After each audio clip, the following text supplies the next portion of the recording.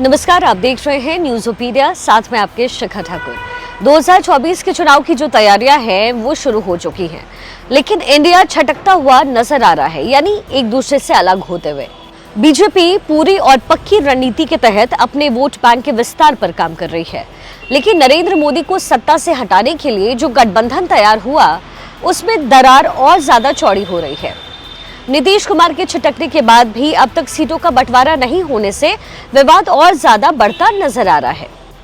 ममता बनर्जी की तरफ से कुछ ऐलान किए गए और उसके बाद जो भतीजे हैं उनके अभिषेक बनर्जी वो सामने आए। उन्होंने कहा कि हम बार बार सीट शेयरिंग के बारे में उनसे कह रहे हैं, जून से ही लगभग 7 महीने हो चुके हैं, लेकिन अभी तक कुछ नहीं हुआ। और आखिरी मीटिंग जो दिल्ली में हुई, चेयरपर्सन ने पूरी तरीके से एक डेडलाइन दे दी थी कि 31 दिसंबर तक सीट शेयरिंग के फॉर्मूले पर बातचीत हो जाए, लेकिन अभी तक नहीं हो पाई है। तो फिर क्या एक्सपेक्टेशन रखी जाए? पश्चिम बंगाल में बनर्जी की नाराजगी के बीच महाराष्ट्र में महाविकास अघाड़ी की बैठक हुई। बैठक में कांग्रेस नेता संजय निरुपम ने सोशल मीडिया पर कहा कि जो बिहार और बंगाल में हुआ उससे निश्चित तौर पर हमें सीखना चाहिए। एक दूसरे का मान सम्मान करके सीटों का फैसला होना चाहिए, ऐसा फैसला जो सर्वमान्य हो। मोदी विरोधी गठबंधन में ये जो लगातार है माथापच्ची हो रही है सीट शेयर। समाजवादी पार्टी ने भी अपने उम्मीदवारों का ऐलान कर दिया है। समाजवादी पार्टी ने 16 उम्मीदवारों के नाम का ऐलान किया है। आरएलडी को 7 सीट देकर के अखिलेश ने गठबंधन किया है। कांग्रेस को 11 सीट देने की बात कर रहे हैं, लेकिन कांग्रेस को ज्यादा चाहिए।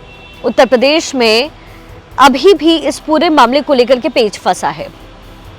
मोदी विरोधी गठबंधन के नेता का दावा है इसके बावजूद कि सब कुछ ठीक है। जिस गठबंधन के दम पर मोदी को सत्ताहीन करने का दावा किया जा रहा है, उसमें शामिल दलों के जो नेता है वो ईडी दफ्तर के चक्कर लगा रहे हैं। लैंड फॉर जॉब मामले में तेजस्वी और लालू प्रसाद यादव से बातचीत हुई है, पूछताछ हुई है। तो वहीं झारखंड में मुख्यमंत्री हेमंत सोरेन ईडी अफसरों की रडार पर रहे हैं।